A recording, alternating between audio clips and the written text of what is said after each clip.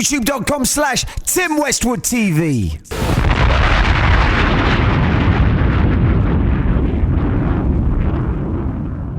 Tim Westwood TV, my brother. What's up, homie? Yo, man. Now, the Yeezys, man, I noticed you are rocking them open. Is that your swag on these? Yeah, that's my little swag on these, man. So they just, you know. Actually, Ye was the one who taught me how to wear them like this. He said you should wear them open. For real?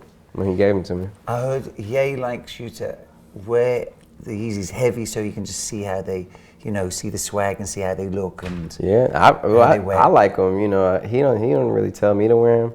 I just like wearing them, so I think they're cool. Especially now, this window before they're out. Yeah. Smashing it. Yeah, definitely. So shout out to that guy, man. He worked hard on them. I think a lot of people want easy selfies as much as they want selfies of the artists nowadays, man. Yeah, that's true. It's true. People are like, yo, let me get a picture of your shoes. Exactly. Yeah, so what's up, Tim, man? What's good? So, new album, Dark Sky Paradise. Yes. Looks like an intense time. Yeah, it is. It looks like an emotional time. Looks like a lot going on. Yeah. And a lot of you on there. A lot of me on there. It's great, though. It's my best work I've ever done, for sure. And, you know, I've just progressed as a person, man. So, you know, I guess as an artist, it's the same thing. And I put my heart into it, you know what I'm saying? I put my privacy out there, you know, just for the sake of people enjoying themselves, you know, being able to relate to, you know, my ups and downs. And it was a real cool album for me. It's the first of its kind, man. You know, I recorded the whole thing in my crib. I built a studio in my house. You know what I mean? I didn't have any like label heads in my ear, any like A&Rs or anything. I just was focused on the music, focused on the vision. And luckily I had producers. I had the, you know, from Key Wayne to Mustard to Kanye to new producers like Amir, who I just signed, who he did the song One Man Could Change the World with me, John Legend, and Kanye. You know, Rob Got Beats, who did the intro. And then like Key Wayne, who did like 4 or 5 songs in there, who's also worked with Drake and Beyonce and all these people. Like, it was just really cool. And Kanye, of course. It was just really cool to have people who saw the vision and were down, you know, and they brought their A game, so. And did they send you beats, or did they come and make the beats at the crib? No, they came and made the beats at the crib. I would say like 90% of them. Some I like just heard along the way and it was like, yo, let me get that. But like, yeah, I mean, I had like, it would be like John Legend at my crib, Kanye, Ariana, Janae, you know, Ty Dolla $ign, you know, Chris, everybody just like, it was just like a cool experience. Some of those people would be at the crib anyway. Well, yeah, only one, I mean. Yeah, just chilling. Yeah. So probably from the kitchen to the studio. Yeah, it was real easy. To the bedroom or whatever. Yeah. You know what I mean? You know what I mean? You're handling yours. No, yeah. And being at the crib, did that just make it all more personal to you? Like it was just you, that made your story. That enabled me to live the music out, you know what I mean? It really, I had time to like pick it apart, go through it. And that's a real important process for me because I'm somebody who can't necessarily, you know, just operate on recording a song and being done. Like I like to like take my time with it, you know, at least some time with it and live it out, live that process out. So, you know, it was in my living environment, man. I got to really like do it right. So I'm really And you can just go revisit at any time. Yeah, revisit. Revoice it if you wanted to. Yeah, wake up at 9 a.m., wake up at 9 p.m., wake up at, you know, 4 a.m. It's like whatever time is like there and like ready. So that's how best way for me to work. And I just found that out making this album, you know what I mean? So I'm still learning every day. Yeah. And that's like a real modern way of doing it, man, as opposed to going to the big studio and getting caught all up in that hype. Yeah, it's like a lot of hype, but then it's also like when they put you on a time schedule, it's like, okay, your session starts at 6. Yes. Sometimes I'm not in the mood to record at 6, you know? Exactly. I'll be in the mood as soon as I wake up. So it's just like, you know, I always had that problem a lot in my life. So it's really cool to finally get to a point where I can have my own studio. Yeah, and congratulations on the numbers, man. Gonna be #1 this week. Yeah, yes. Congratulations. Thank you.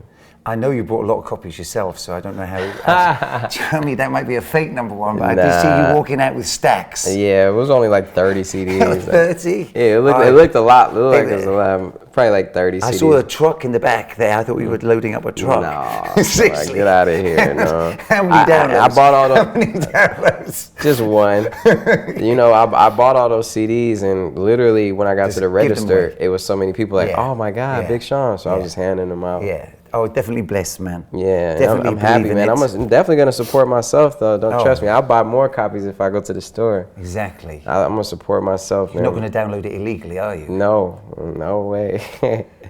Now, I Don't Fuck With You, a friggin' anthem. Yes. An anthem in the game. An anthem. Like an anthem that people sing, guys sing with passion. Yeah. Like with meaning. Yes. Like with like a visualization, like they are talking to somebody. Like that motherfucker. Yeah. Man, that was. Have you noticed that when you perform it? Yeah, I've seen people really lose it to that song. To that. They're not in the same room as you. Yeah. They're actually in front of somebody else saying how they feel. Yeah, that's a good way to put it, man. Yeah. I mean, it feels like good therapy. It is. That song is definitely a therapeutic song, and I'm not just for me. I'm saying just for people, because I feel like everybody, you know, that song taught me a lot, and it taught me a lot in the sense of, first of all, the song ended up being a big radio song, and that song wasn't made for that. You know, that is not a radio song. It's not a radio song, man. There's so much cursing in there. It's ridiculous. It's ridiculous. Yeah. Ridiculous, man. And it's just like, that taught me that it all goes back to the people. If the people are vibing to it, if they're that excited about it, if it's like that much of a force with people, that, you know, relates to radio. And, you know, it's really cool to see that relationship where the people can have something that they really love and it gets dictated to radio, and radio has to respect that. So it's cool to see that synergy. And that's happened with a few songs this year.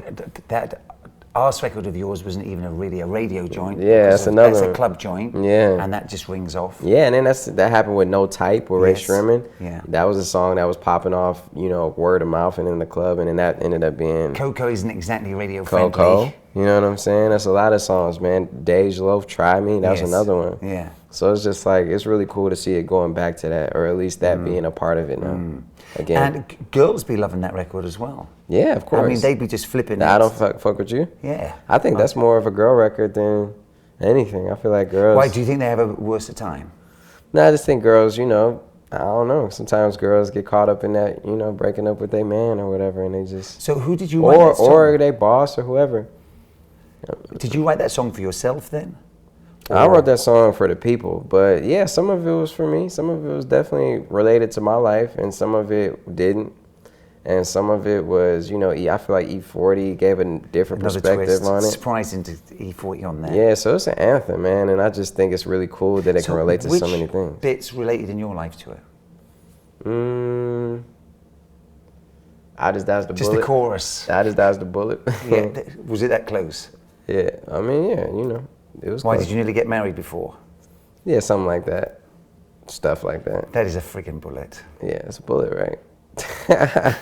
But without a prenup. Nah, but regardless of that, it's people in life that you just don't, you know, don't fuck with no more, you man. just don't fuck with, man. Guys, girls, and you know, no matter who, it's just people, you know. You just now with I know you can relate to that.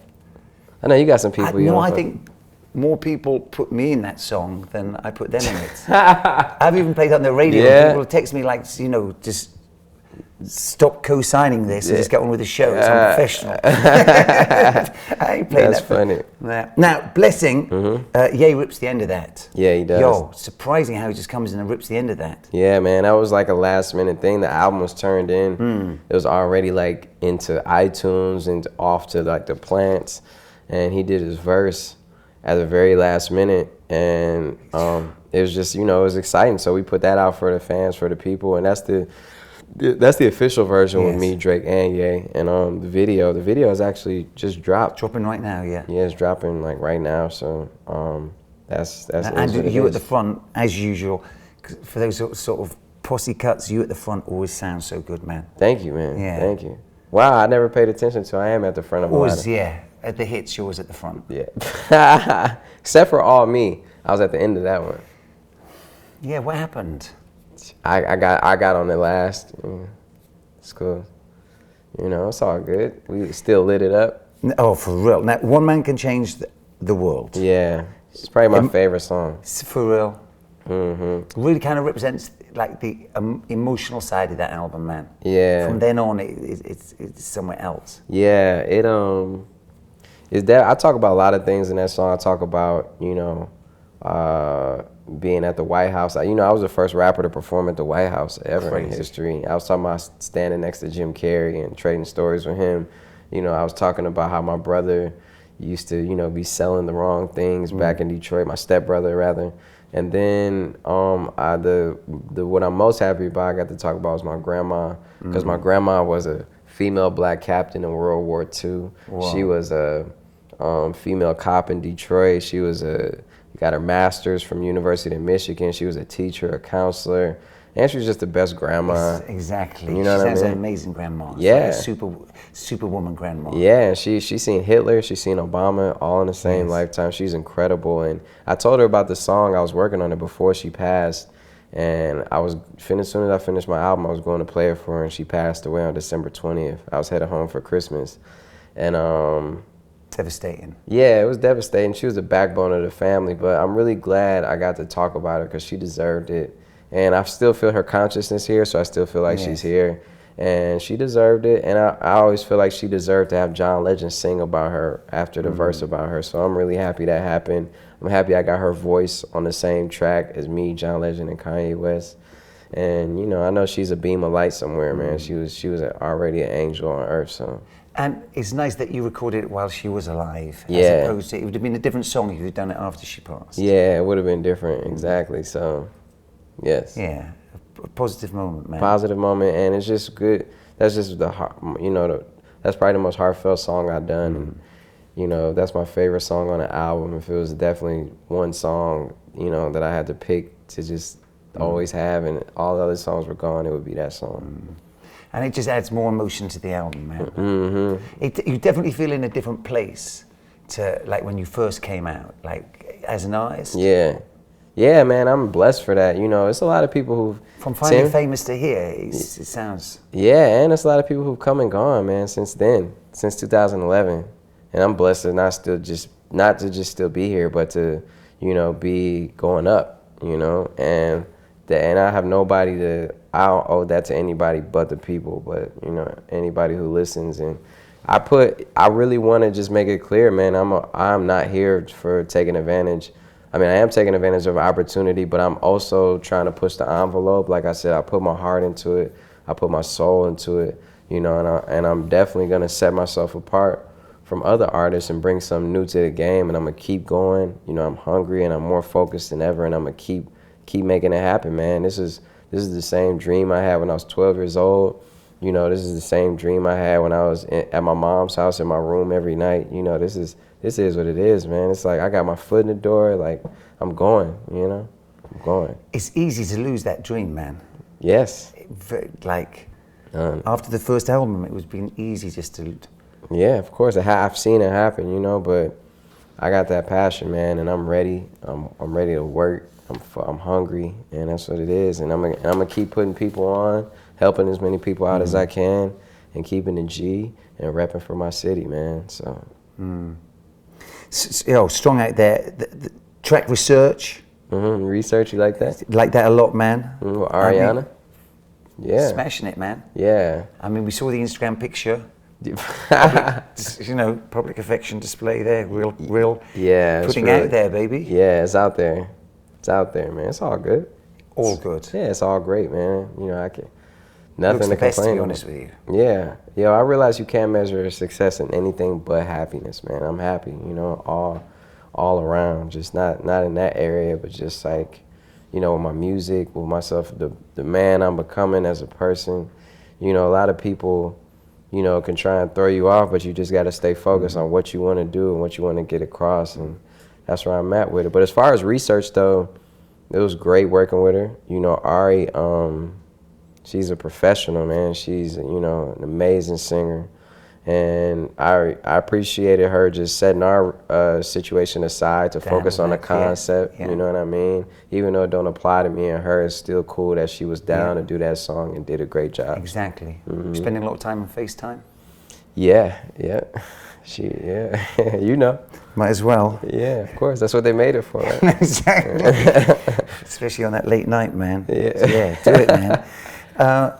Now, the Good Music family, it definitely seems a good time in London. Everyone together. Yeah. You know what I mean? Yeah, people may not notice, Tim, like we recorded Mercy in London. Exactly. We did Click in London. Exactly. You know, at least I came over my parts of Click in London. Yeah. You know, right next to the Palace.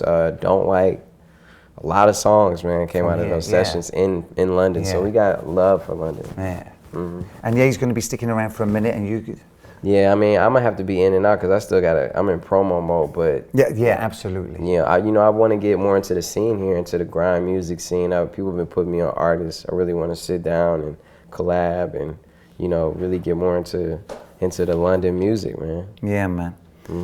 Well, I want to thank you for coming through, my brother. Yeah, thanks for having me, man. No, I mean, congratulations. It's great to have you back like this. Yeah. You know? Yes. It's great to be back. It really is great to have you back like this. Thank you, man. Thanks for putting on. You know, you're a staple in this, man. You're part of the culture here, and just, you know, it's good to see you. You know, I can't wait to get them freestyles popping for you, man.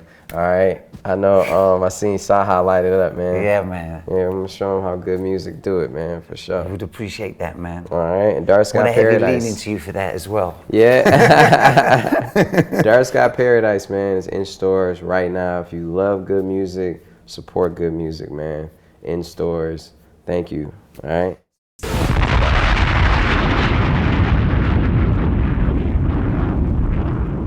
YouTube.com/Tim Westwood TV.